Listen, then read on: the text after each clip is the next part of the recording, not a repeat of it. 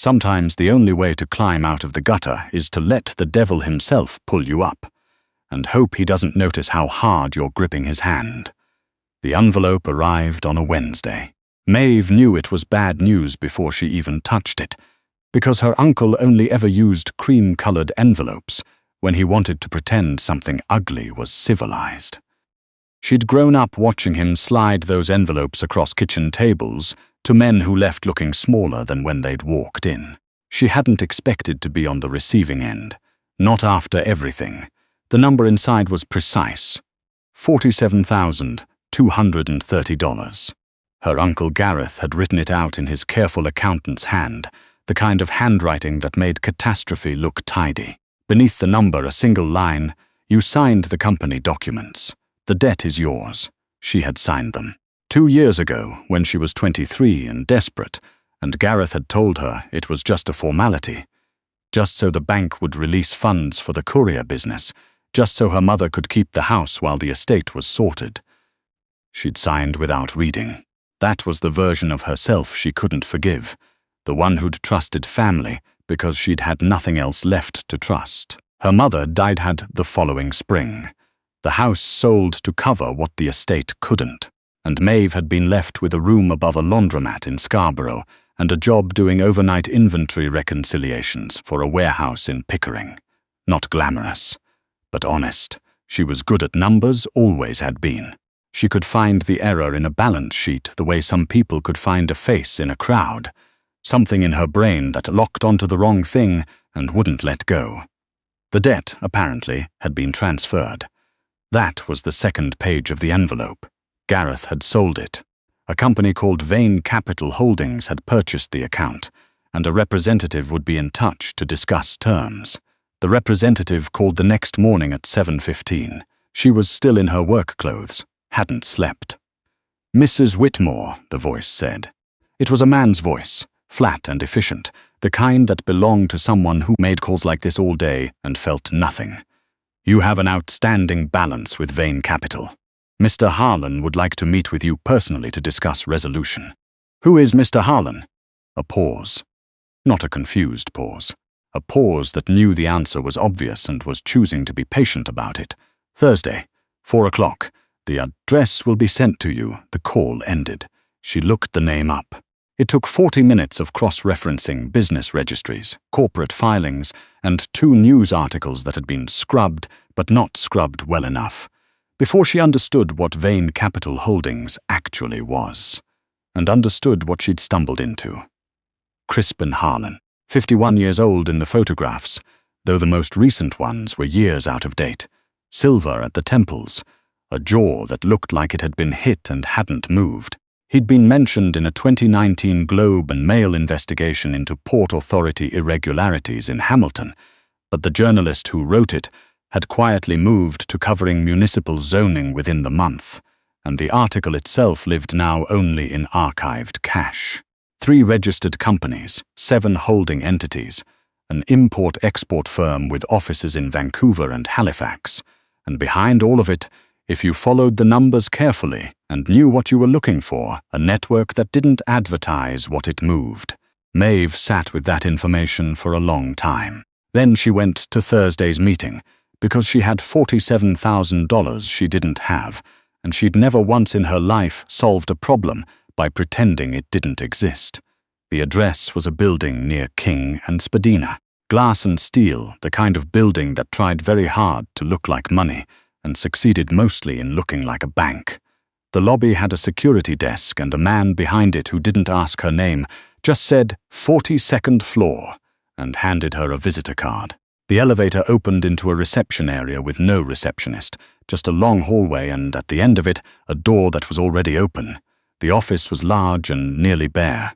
A desk, 2 chairs across from it, 1 window that looked out over the lake, and the light was flat and grey, the way Toronto light gets in November, like the sky had given up deciding what to do with itself. Harlan was standing at the window when she came in. He didn't turn immediately. She'd read enough about him to know this was probably deliberate, and she refused to fill the silence with something nervous. "Mrs. Whitmore." He turned. He was taller than she'd expected, and the photographs hadn't caught the quality of stillness about him, the sense that he moved precisely when he chose to and not a moment before. There was a scar along the left side of his jaw, thin and old, the kind you stopped noticing after a while, and then suddenly noticed all at once. His eyes were the particular shade of grey that looks almost blue in certain light and almost cold in all of it. "Sit down," she sat. He sat across from her, not behind the desk.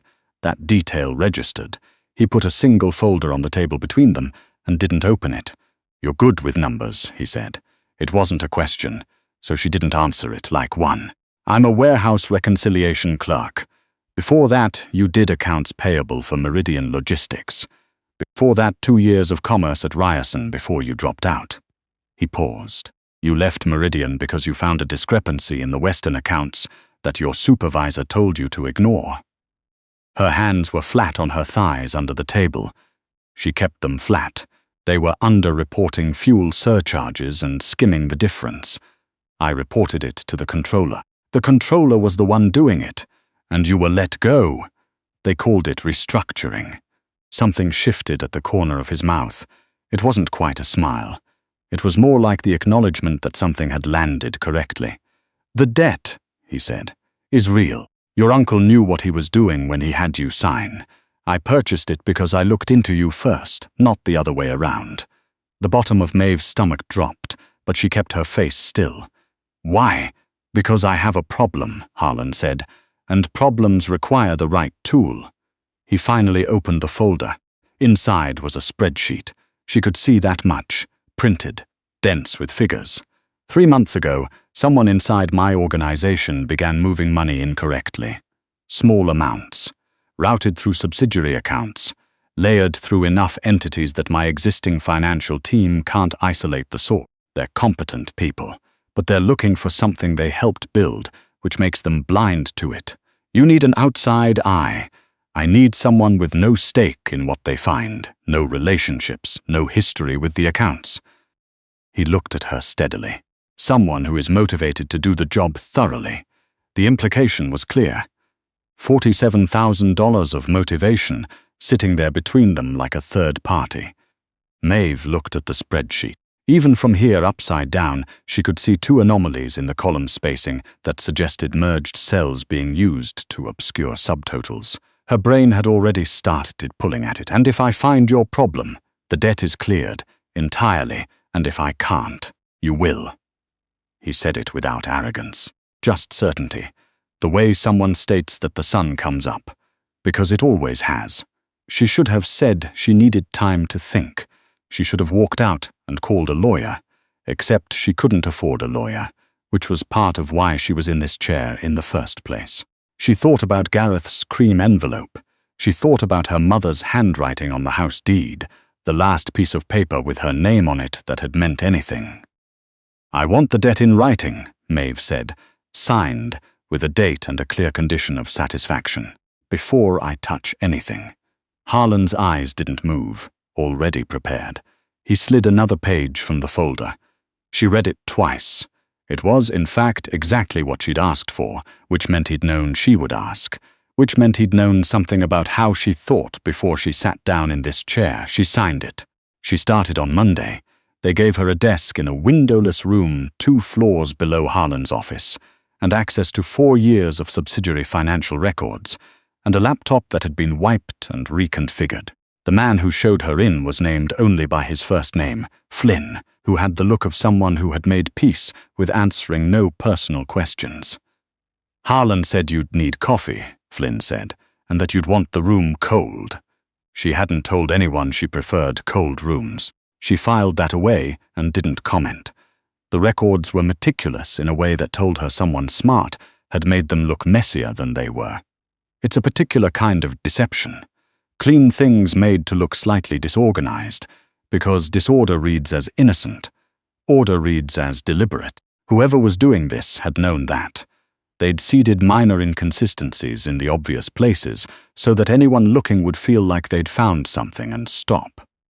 Maeve didn't stop. She ate lunch at her desk every day. Flynn brought it without being asked, which she eventually stopped finding unsettling. She worked through the first week without seeing Harlan at all. She hadn't expected to. She'd assumed he would check in, and he didn't, and she found that she respected it, the quality of hiring someone for a task and then actually letting them do it. On the 9th day, she found the first thread, a supplier code that appeared in the Vancouver accounts and the Hamilton accounts simultaneously on dates when the legitimate transaction it was attached to could only have been in one place. It was small. It was the kind of thing that would look like a data entry error to someone who wasn't looking for it to be something else. She pulled that thread. On the 11th day, she had 3 pages of notes and a timeline that mapped 31 transactions across 14 months, all connected to a single internal account authorization code that belonged to Harlan's logistics director, a man named Price. She requested a meeting. Flynn came for her at 4 o'clock and walked her upstairs. Harlan's office was the same. Window grey light, that quality of stillness. He was on a call when she came in. He held up one finger without looking at her, finished the call in under a minute and set the phone down. Price, Maeve said. She set her 3 pages on the desk. 14 months, 31 transactions.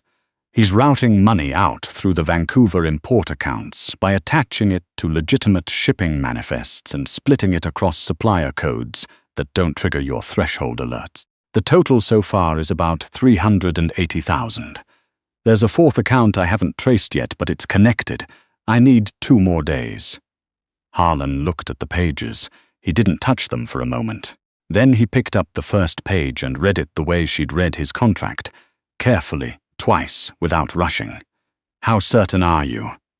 Certain enough to stake $47,000 on it, she said. Again, that almost movement at the corner of his mouth. 2 days, he said. Then we talk about what comes next. She went back to her windowless room and ordered her own coffee for the first time, because she'd realized Flynn would just bring it if she didn't, and she didn't like owing people small things she hadn't asked for.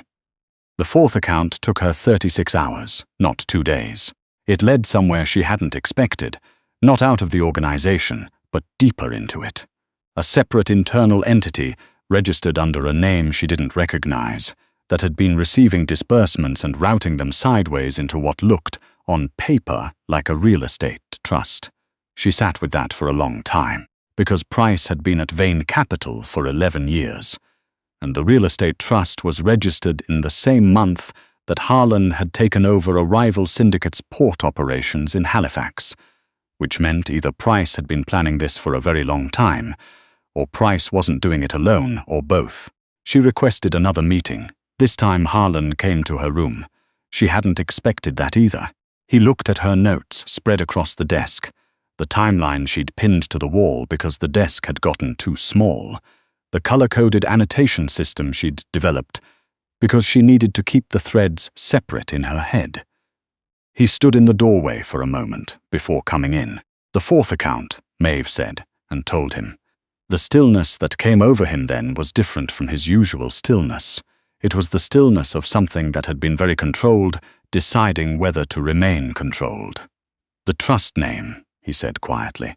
She pointed to it on the page. He said it the way people say something when the information is not surprising, but confirming it aloud has its own particular weight. He was quiet for a moment. There are things in those accounts that are sensitive. I know, Maeve said. I didn't read past what I needed to trace the money. I documented what I found and stopped. She paused. That's what you hired me for. He looked at her. Not the way people look at someone who's said something impressive. The way people look at something they're recalibrating.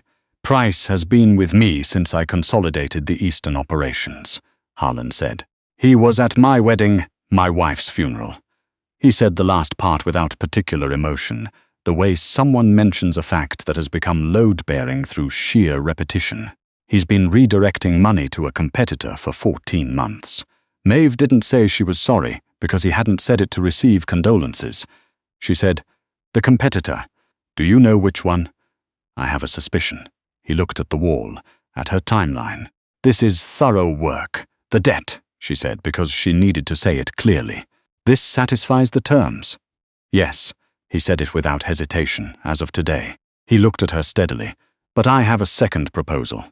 She should have said no. She recognized the moment. The same moment she'd been in when she sat down in the chair across from him for the first time. The moment where the sensible thing was to take what she'd earned and leave. The problem was, she was still looking at the fourth account.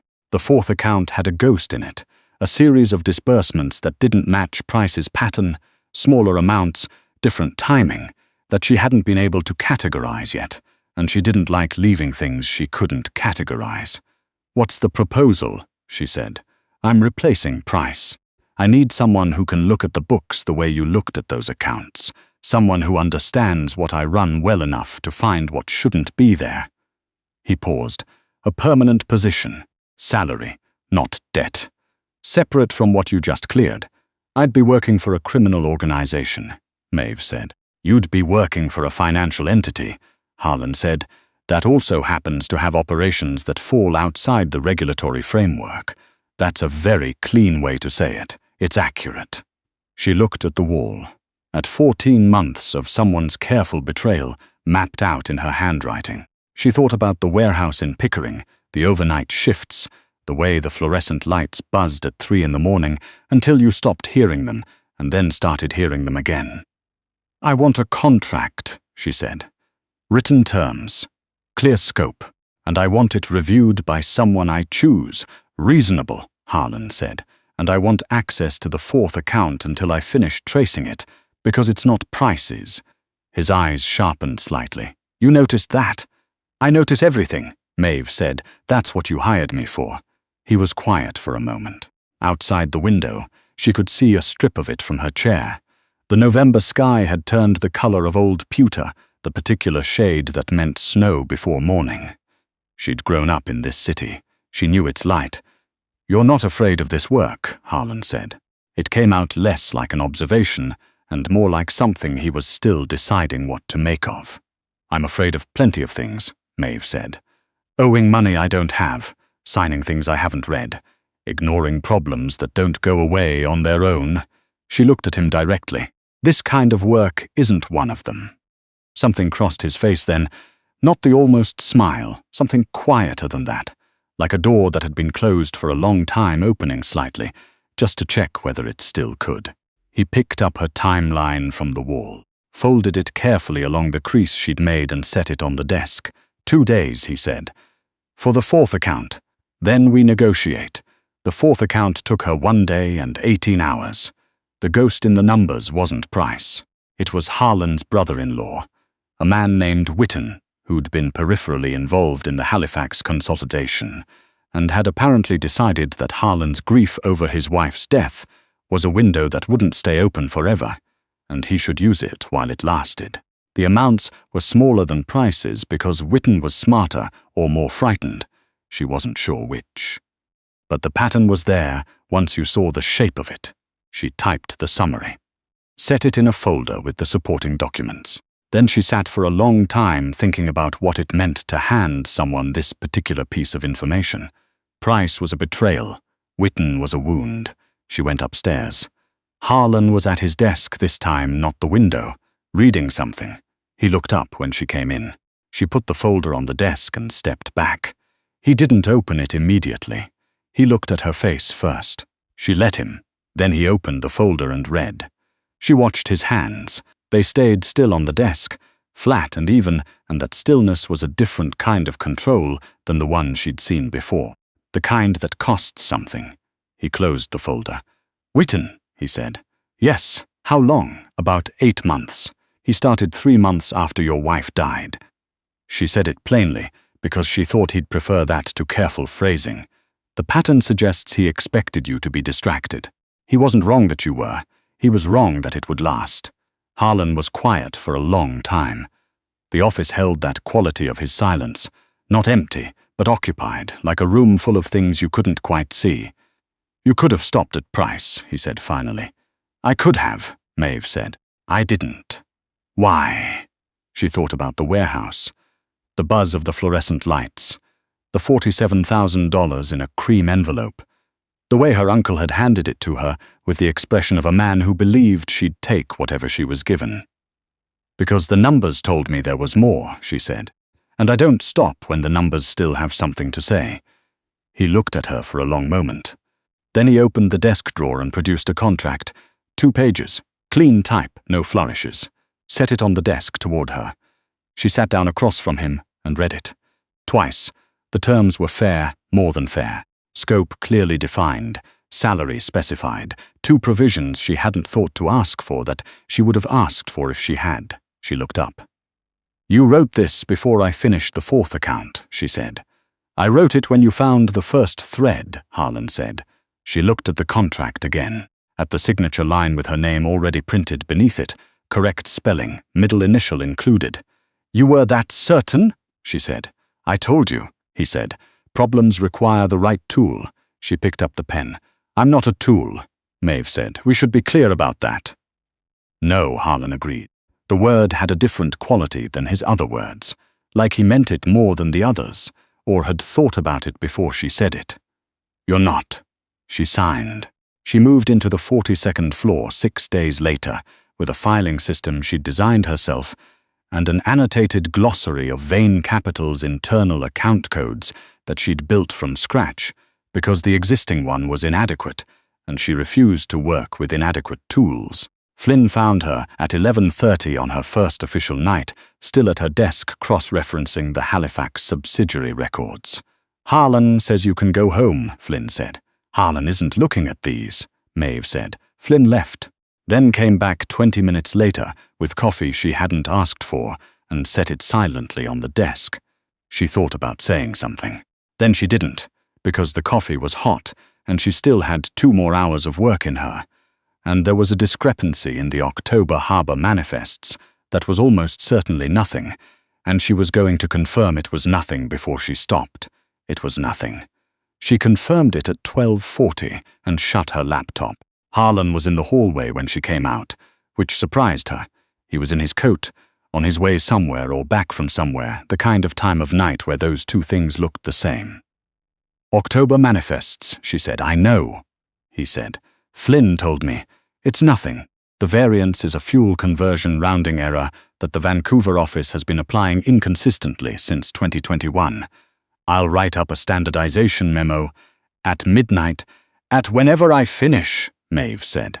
He looked at her for a moment in the way she'd come to recognize, the calibration look, the door-checking look, like he was still, 7 days into this, slightly surprised by what he'd let into his building.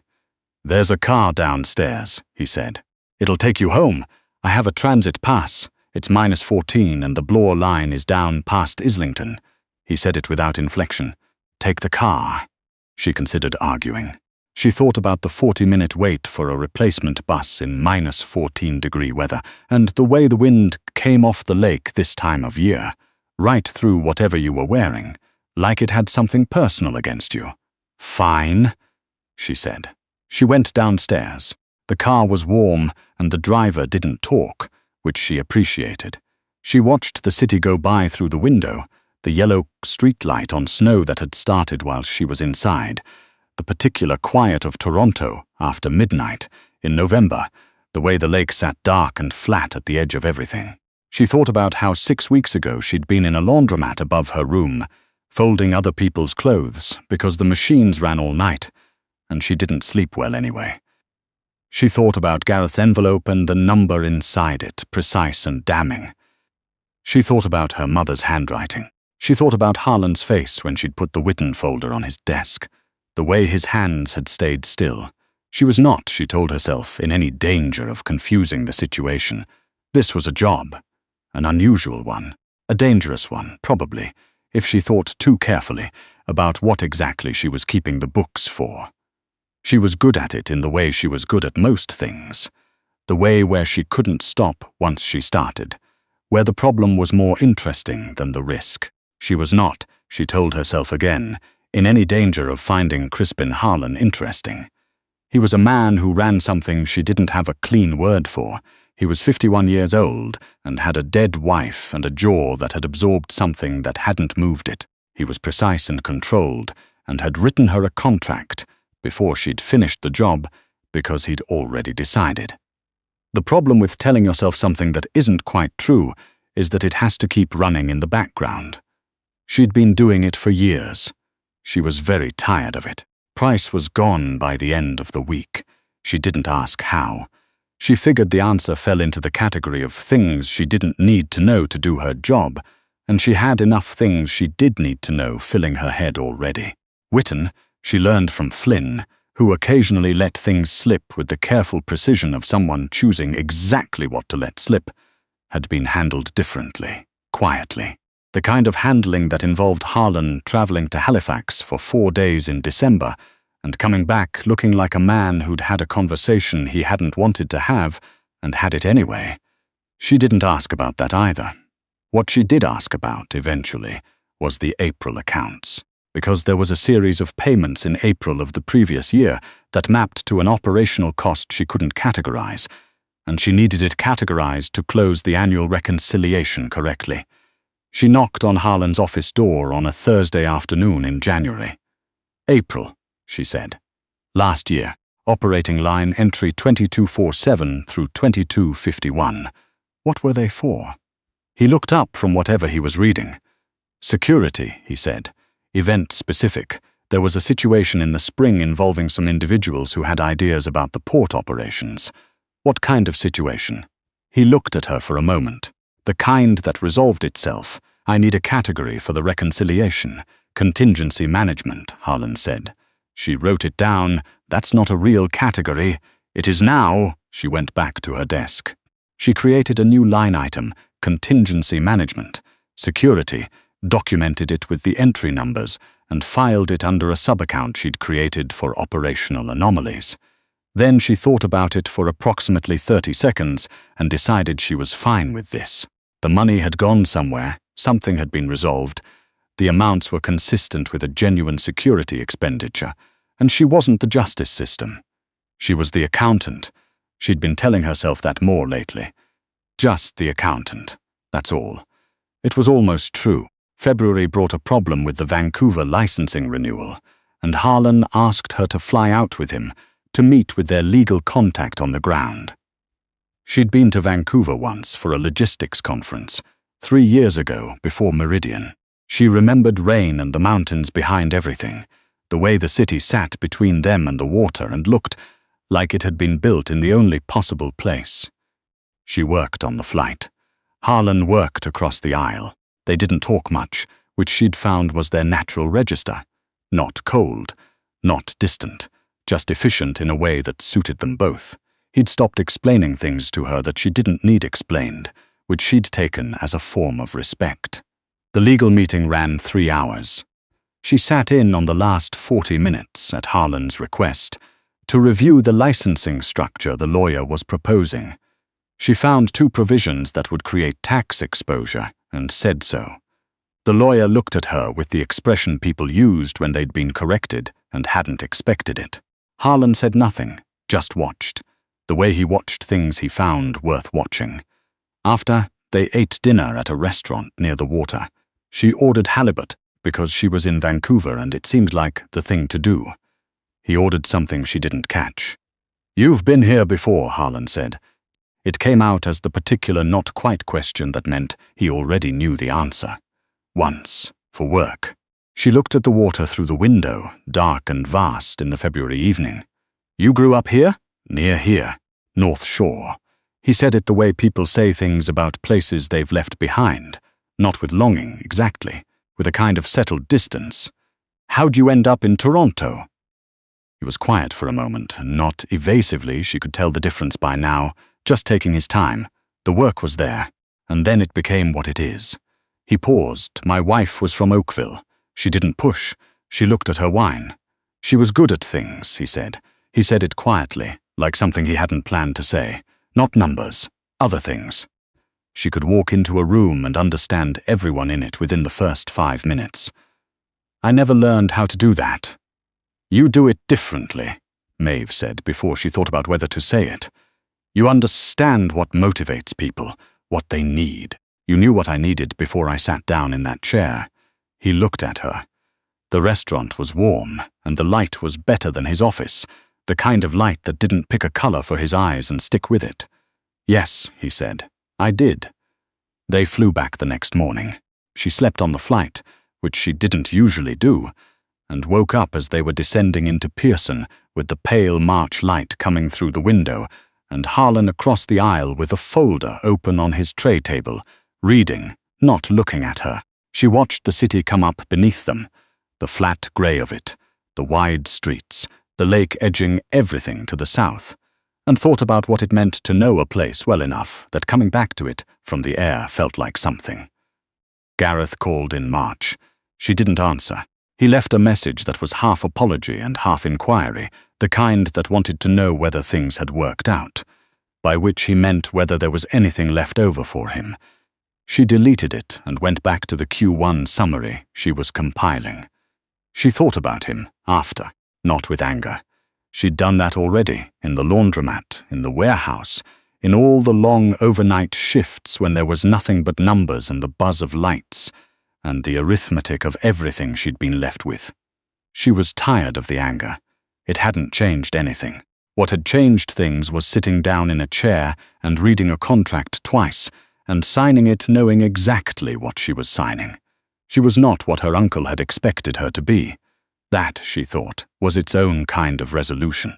The situation with the March shipment came out of nowhere, the way things that have been building for months come out of nowhere. All at once, with the feeling that you should have seen it, and somehow didn't. A rival outfit, she'd pieced together enough by now to know they operated out of Montreal and had been chipping at Harlan's Eastern Corridor for 2 years, had gotten into the Hamilton books. Not through her systems, through an older infrastructure that predated her, a legacy accounting platform that hadn't been fully decommissioned because the transition had been handled badly by the previous financial director. She found it at 8 in the morning on a Tuesday, reported it to Flynn by 8:15, was standing in Harlan's office by 8:40. They've had red access for approximately 6 weeks, she said. Maybe longer. I can't confirm the start date until I pull the server logs, but the access pattern suggests they've been mapping the March shipment schedule. If I'm right about what they've been looking at, they know the Hamilton timing. Harlan was quiet, the kind of quiet that meant things were being rearranged internally. Can you close it? He said. I already have. I locked the legacy platform at 8:17. They won't have access anymore. She paused. But if they've already extracted the scheduling information, closing it doesn't undo that. No, Harlan said. It doesn't. The March shipment needs to move, she said. Timing or route or both. I can model 3 alternative windows that don't compromise the licensing commitments if you give me 4 hours. He looked at her steadily. 4 hours. She got it done in 3.5. She brought him 4 options instead of 3, because the 4th one had a longer transit time, but a significantly cleaner compliance profile, and she thought he should see it even if he didn't use it. He chose the 4th option. You always do that, he said, when she was turning to leave. Do what? Bring one more than you're asked for, she thought about it. I don't like the feeling that I've shown everything I have. He was quiet for a moment. No, he said, neither do I. The March shipment moved without incident. She found out afterward, from Flynn, through the particular half-sentence form Flynn used when he wanted to pass information without taking responsibility for it, that Harlan had moved quickly and thoroughly on the Montreal situation in the days following, and that the Montreal outfit's capacity to cause problems in the Eastern Corridor had been substantially reduced. She didn't ask how. She filed it under contingency management and moved on. It was April when she finally understood what had happened to her over the preceding 5 months. Not because something dramatic occurred, because she was sitting at her desk at 6:30 on a Wednesday evening, and she realized that she had eaten lunch today at the actual kitchen table on the 38th floor. There was a kitchen, she'd discovered in February, instead of at her desk, because Harlan had come in to get coffee and sat down and shown her a property acquisition proposal he was considering, and asked whether the financial structure made sense, and they'd talked about it for 40 minutes, and she'd told him the structure had 2 weak points, and suggested a renegotiation on the secondary instrument. And he'd said, That's what I thought in the tone he used when he'd already concluded something, and wanted confirmation that his reasoning held. And it had been a perfectly ordinary 40 minutes, except that she had felt, for the entire length of it, like herself. Not the version of herself that survived. The version that existed. She sat at her desk and looked at this information the way she looked at numbers that didn't add up yet, steadily, without rushing, with the patient certainty that if she kept looking, the pattern would eventually show itself. Crispin Harlan was 51 years old. He ran something that existed outside the law. He was controlled and precise and said exactly what he meant, which she'd come to understand was rarer than it should be. He had a scar on his jaw and hands that had stayed still on a desk when she'd given him the worst information, and he'd needed them to. He'd written her a contract before she'd finished the job, because he'd known what kind of person she was before she'd sat down. She was 28 years old, and she had been making herself small for long enough that she'd started to mistake it for her actual size. She closed her laptop. She went to the kitchen to pour out her cold coffee and make something hot. Harlan was there, which she hadn't expected, at the counter, reading something on his phone. He put it away when she came in. "You're still here," he said. "You're still here," she said. Something happened in the quality of the quiet between them then. It wasn't new, exactly. She thought it might have been there for a while, and they had both been, in their respective ways, too careful to acknowledge it. He was the kind of man who did not move until he was certain. She was the kind of woman who had spent years not trusting her own certainty because other people had used it against her. "Maeve," Harlan said. He said her name the way he'd said the Witten folder's contents, plainly because plain was how he meant things. "I know," she said. "I'm not an easy situation. I'm aware of that. And you're—" He stopped, tried again. "You're not someone who should have to manage difficult situations. You've managed enough of them." She thought about that for a moment, about the cream envelope and the warehouse and the overnight shifts and her uncle's handwriting making catastrophe look tidy. About sitting in a chair on the 42nd floor and reading a contract twice and signing it, knowing exactly what she was signing. "I don't manage things because I have to," she said. "I manage them because I'm good at it. Those aren't the same." He looked at her for a long time. That long calibration that she'd seen since the first day and had understood by now was the way he approached anything that mattered. "No," he said finally, "they're not." She poured her coffee. She stayed at the counter instead of taking it back to her desk. "The Q2 projections look good," she said. "Better than last year. The fourth quarter anomaly is fully contained and I've built an early warning flag into the system, so if anything similar starts, it'll surface within 2 weeks instead of 14 months. "I know," Harlan said. "I read your summary. I know you read it. You always write them like I'll read every word." "You always do," she said. He looked at her steadily. "Yes," he said. "I do." She looked back. The kitchen was quiet and the city was out there past the window doing whatever cities do at 6:30 on a Wednesday evening in April, and the coffee in her cup was hot, and she thought, this is what it feels like to be in the right place. Not a safe place. Not a simple place. The right one.